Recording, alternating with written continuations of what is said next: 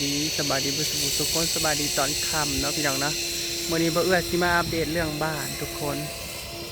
ว่าไปหอดใส่อะไรยังไงเนาะพี่น้องเนาะหลังจากที่ว่าบ่ได้อัปเดตมาหลายมื้อเนาะพี่น้องเพราะว่าออกแต่ให้แต่หน้าบ่ได้มาเบิ่งน้ำสร้างก็เลยว่ามื้อนี้มีโอกาสเนาะพี่น้องไปส่งแมงดาให้200แล้วก็เลยว่าสิมาอัปเดตให้เบิ่งพี่น้องว่าเงินของบ่เอื้อบ่น้ำไปหอดใส่แล้วอะไรยังไงนะทุกคนอันนี้เป็นทางเด้เงินอายจะเป็นเงินล่างนี่นะพี่น้องเงินล่างตัวนี้อันนี้เงินเจคำพี่น้องแตนคือระบอทุกคนสีขาวตัดเทากระเบื้องเป็นสีกลม แต่ว่าเพิ่นยังไม่ได้ใส่อันสีขาวเบิดเนาะพี่น้องทางด้านหน้านี่ตัวนี้ว่าท่านได้ใส่เบิดเถื่อเอาเหลืออีก2 แผ่น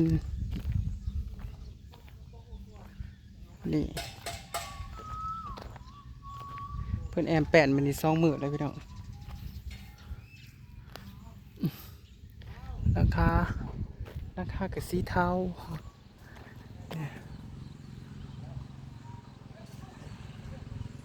นี่ทุกคนคือประเด็นราคาแนวนี้ โอ้ยมีแต่น้ำ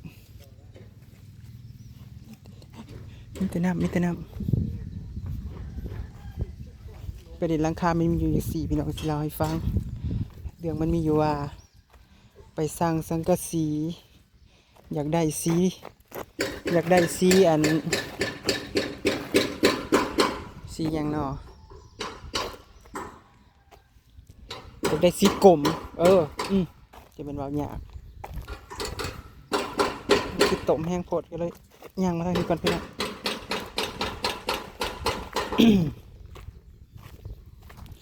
นี่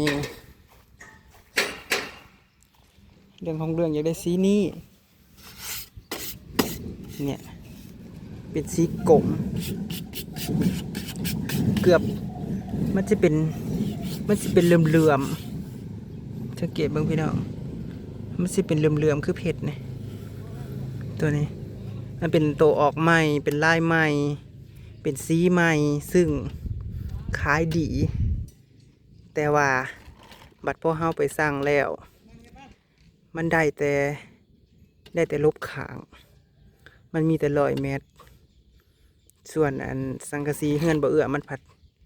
เกือบ200 เมตรซึ่งบ่ได้เนาะพี่น้องก็เลยว่าบ่เอื้อก็เลยเอาแต่ลบขางมันสีกลมลบขางสีกลมตัดสีขาวเนาะทุกคนและหลังน่ะเป็นสีเทาหลังนี่เป็นสีเทาแต่กับสีเลี้ยวบ่เห็นบันไดเท่าลูกขางในสีเลี้ยวเห็นพี่น้องเนาะเนี่ยอันนี้สิเป็นกันศาสตร์สีเทา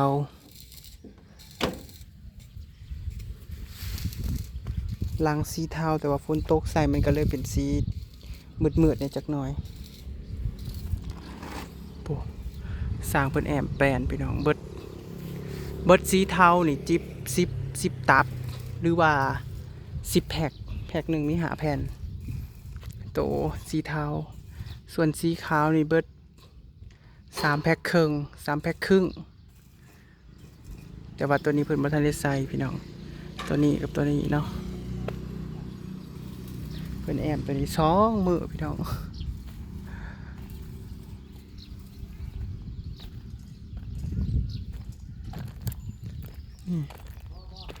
ทางด้านหลัง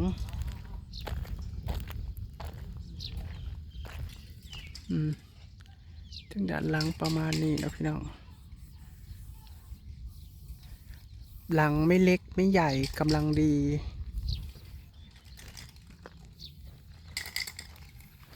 ถ้าออกไกลๆออกมองไกลๆกะสูง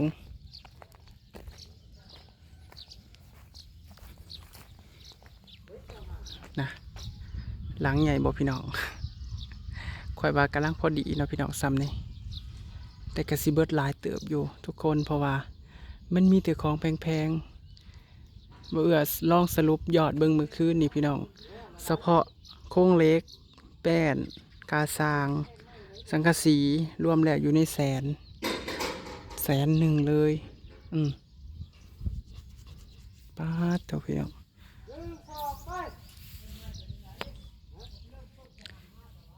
40,000อ่ะทุกคนเบิ่งเนี่ยเม็ดละ160 บาทเม็ดหนึ่ง160 บาทแต่ว่าของบ่เอื้อนี่มัน10เม็ดนี่ตั้ง8 แผ่น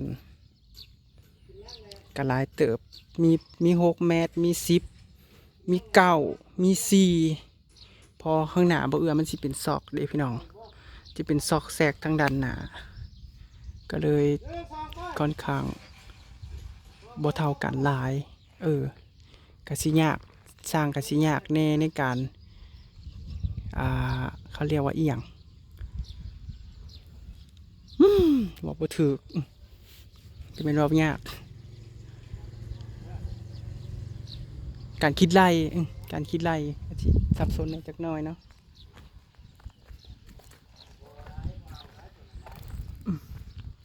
ยังไปเลาะทางด้านหลังด้านข้างกันอันนี้บอนปลูกมักถั่วดินพี่น้องเบิ้งสังเกตเบิ้งต้นกล้วยทุกคนงัวกินต้นบักมี่จังงัวกินเบิดเดี๋ยวจะค่อยบำรุงเอาเพราะว่าห้างบ่มีประตูต้นกล้วยกางงัวกินเบิด3 ต้นกำลังงามหากงัวมาถอดกินเบิดละนี่งัวมาถอดกินเบิดเรียบร้อยพี่น้องส่วนทางนี้ว่าสิเอากอไผ่เอาอิหยังมาลงพี่น้องแต่ว่ายังบ่มีเวลาเถื่อ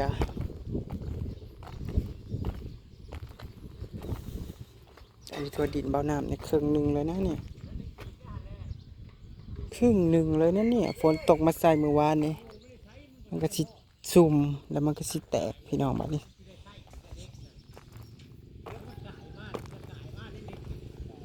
เห็นบ่จะเป็นหลุมอยู่นี่เป็นหลุมเลยนี่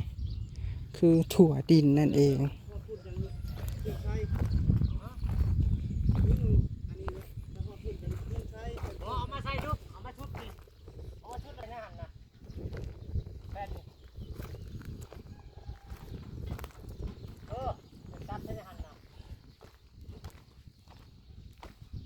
ลงมาแล้วดูลงมาดูเอาดูใหม่เนี่ยข้ามกันเด้ออย่างนี้ขอประทานในอันนั้นมันเป็นที่บ่เลยขอประทานในแท้เบิ้งเลยเอามันมืดต้องมองต่ออยู่บ่เพิ่งมาเฮ็ดยาวมันเลยเอาไปเอามาสิได้มากอีกซะเด้อ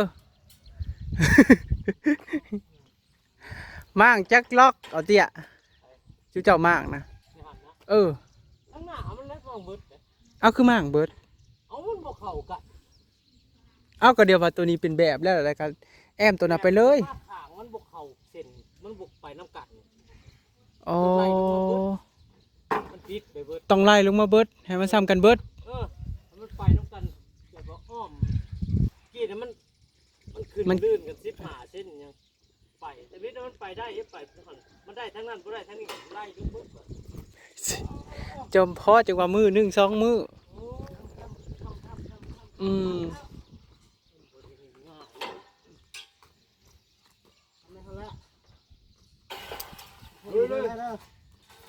ยิงเนี่ย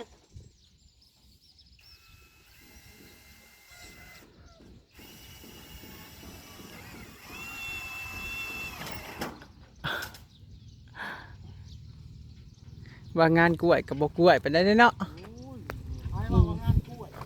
อ้าวของชุดเจ้าเสื่อมเล็กก็ยังงานกล้วยงานกล้วยเด้องานก้ายว้ายแต่เสื่อมเล็กก็งานกล้วยเจ้าก็ยังว่าพอว่าเชื่อมอยู่3 มื้อก็บ่แล้ว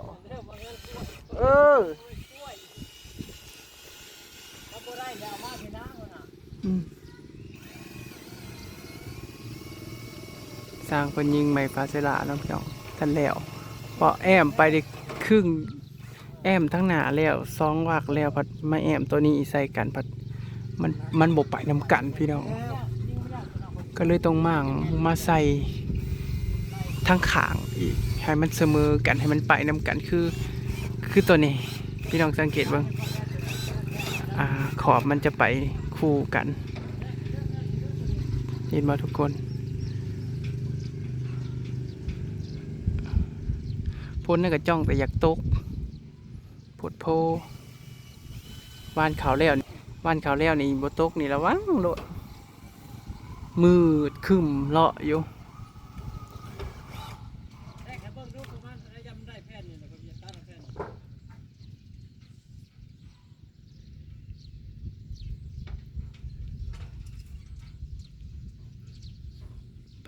เพื่อจะได้เป็นเฮือนหลังหนึ่งเนาะพี่น้อง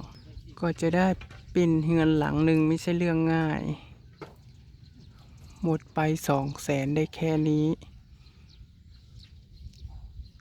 แต่ว่าไม่เงินจากของเบิดดอกว่าพี่น้องเอ้ย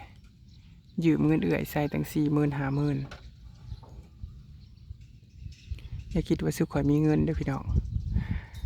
เงินมีแต่มีบ่หลายต้องยืมเอื่อยใส่ต้องเป็นหนี้เอื่อยอีก40,000 50,000จังได้ซ้ำนี่จังได้หลังคาข้าสั่งกับสิบ่ได้ตาแข็งแง่ง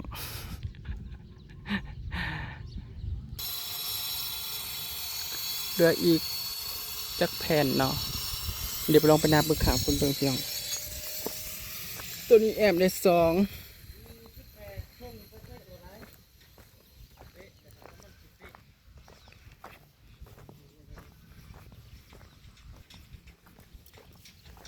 ตัวนี้มันกี่แผ่น2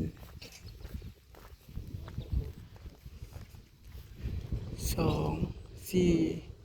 6 8 แผ่น8 แผ่นขางนั้นมันสิบ่เก้าผมว่าพี่น้องเพราะขางนั้นมันต้องยาวมันต้องสูงกว่านับปริมาณแผ่นตัวนี้2 4 6 8ตัวนั้นต้อง9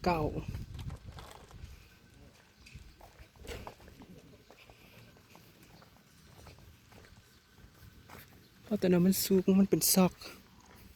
นี่มันเป็นซอกตัวนี้ซอกแซกหลังคามันเป็นซอกเนี่ยเป็นมุมตัวนี้ก็เป็นมุม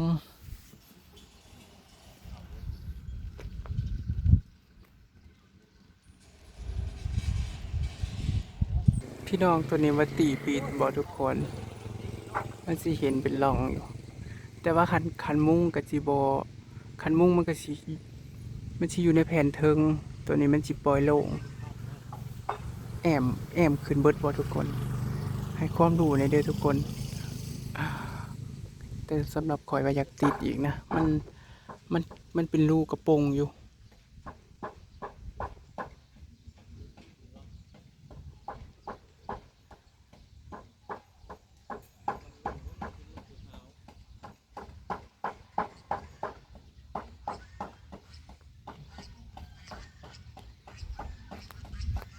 ตัวนี้เขาว่ายังให้ปิดว่าเตี้ยมันเป็นหูกระโปรงอยู่นี่แหละนี่เดี๋ยวตัวนี้ได้สิอยู่ชักกะซีเข้ามา ฮะชักกะซีมันจะเข้ามาเนี่ยจะปิดทั้งรูมพี่ทั้งลมนี่ปิดลงมาบ่เลื่อมกันก็ได้แต่ว่าให้มันจูกันเฉยๆบ่ให้มันสมมุติว่าเฮาติดอิฐบล็อกขึ้นมันก็สิติดฮอดแต่เล็กแม่นบ่ม้วนนี่ก็เอาอยู่ขึ้นไปเอายุขึ้นไปบ่เลื่อมกันก็ได้มีแต่ตีปิดเฉยๆน่ะบ่เรือกระตื้มก็ได้มันแหละอยากเป็นกระโปรงโดยสมมติว่าเฮาติดขึ้นแล้วเฮาบ่ตีฟ้าเลยเฮาขึ้นไปอยู่แล้วมันสิเป็นหูไล่เบิ่งว่าพอดีแผ่นนึงนี่แล้วตัวนี้แล้วมันแผ่นนึงแล้วก็ช้อนขึ้นไปบ่เลื่อมก็ได้หรือว่าเลื่อมได้ก็เลื่อมแล้วพอดีเลื่อมกันขึ้นได้นั่นแหละบ่คิดไล่แผ่นนึงตัวนี้อันเดียวกันพอดีคือไล่แผ่นเดียวมันสมมติว่าติดอีทบล็อกขึ้นไปแล้วเป็นหูกระปุ้งอยู่ คิดไล่แผ่นเดียวแล้วพอดีเอาซ่อนกันไปเลยสร้างกัน เออไอ้นี่ใช่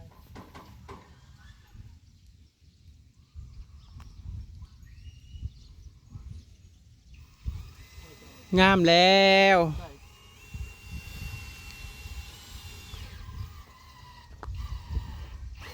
จักว่าปีหน้าปีฮื้อสิได้เฮ็ดอีกหลังอยู่บ่จักเห็นเขาเห็นงามจักว่าเขาสิติดต่อไปเฮ็ดหลังอื่นอยู่บ่จ๊ะ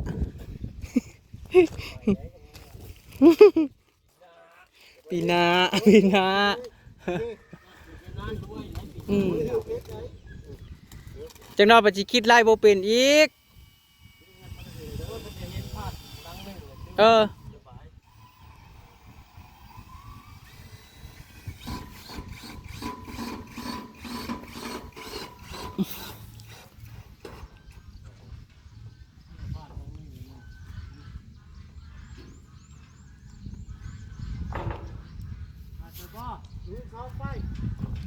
อืม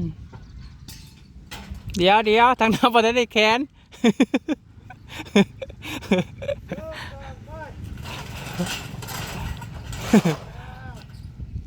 พุงบ่ที่เพิ่นบ่มีอันนี้บ่มีลังลาดพี่น้องลังลาดก็แพงอันหนึ่ง1,700 1,800ก็เติบหนึ่งอยู่นั่นนะพี่น้องค่อนข้างแพงอยู่นะลังลาดนี่ก็ได้ชอบซื้อเพิ่นมีแต่4อันและมันต้องมีอีกจัก2พี่น้องมันจึงเฮ็ดเงินมันจึงสบายเนาะมันบ่ได้เอาไม้บ่ได้เฮ็ดไม้คือแบบไม้ไม่เฮ็ดล้างลานน่ะบ่ได้เฮ็ดนะทุกคนเอ้ามันเป็นอะไรบัดนี้ทางนี้เขาก็ยิงได้2แผ่นพี่น้องเพิ่นค่อนข้างยากนิดนึงน้ำล้างลานง่ายไปง่ายมามันก็เลยยากเนาะทุกคนเหลือแต่หลังคานี่แหละพี่น้องบ่เอื้อมุงแล้วก็คือสิได้หยุดก่อนเงินบ่หลายการมันมีเงินก็อยากติดอยู่ทุกคนถ้าเงินบ่หลายแล้วก็เลยเบรกก่อนคอยเฮ็ดคอยสร้างไปเรื่อยๆเพื่อสิได้ซ้ำนี้ก็บ่เป็นของง่ายพี่น้องเพื่อสิได้เงินหลังนึงได้สิไปถ่ายไกลๆให้ทุกคนได้เห็นเนาะมุมทางด้านนี้ทางด้านข้างอีกมุมนึงทุกคนนี่หลังคาจะประมาณนี้เพราะว่าบ่ได้เอาสั้นแห้งพี่น้องทางด้านหน้านี่ย่านมันบ่งามเอาแต่พอน้ำไหลก็พอนะทุกคนประมาณ20 กว่าเซนที่เพิ่นเฮ็ดอันนี้ลงมานี่เพราะว่าในแบบนั้นเพิ่นสิเป็นการเทปูนบ่เอื้อมาดัดแปลงใส่หลังคาเอาเนาะพี่น้อง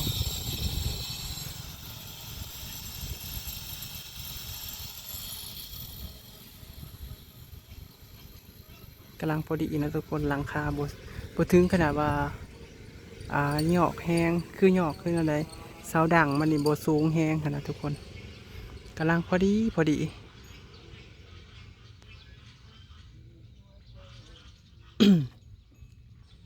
เสียงก็บ่ค่อยมีแล้วล่ะเบิดสู่คนเดี๋ยวคลิปนี้บ่เอื้อก็สิได้ลาพระจากก่อนละกันเนาะพี่น้องเนาะติดตามมื้ออื่นออกไปว่านเขาไปเลยพี่น้องสอนหน้าเขาเจ้ามีแต่ขี้งัวปุ๊